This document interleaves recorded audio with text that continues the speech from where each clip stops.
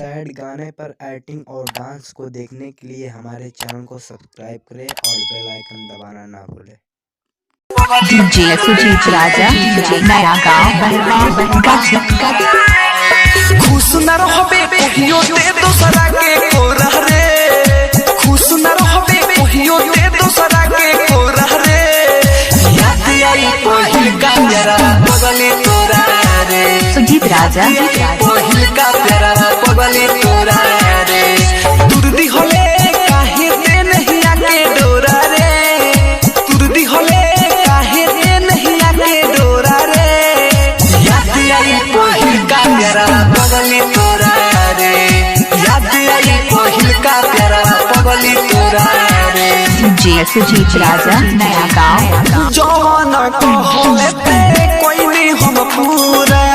तब काहे तना हो कोई नहीं हम बुरा, तब काहे तना हो कोई नहीं हम जवान कहले ते कोई नहीं हम पूरा, तब काहे तना हो कोई नहीं हम बुरा, कहले कि साथ दे हो सातो जनम हो, दिलवा के रानी तुहरा बनब हम हो,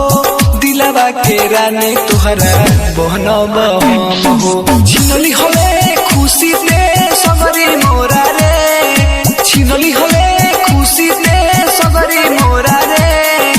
याद आई पहिल का प्यारा पगले तोरा रे,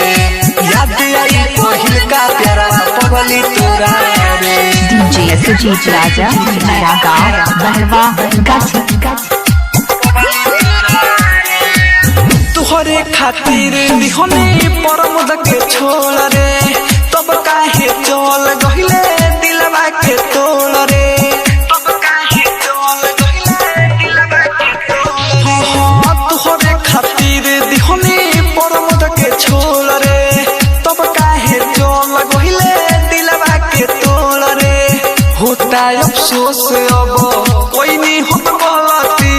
प्यार नहीं करती तुहसे पहले जे जानती, प्यार नहीं करती तुहसे पहले जे जानती, उमर जित पर आइल ना रहम का थोड़ा रे,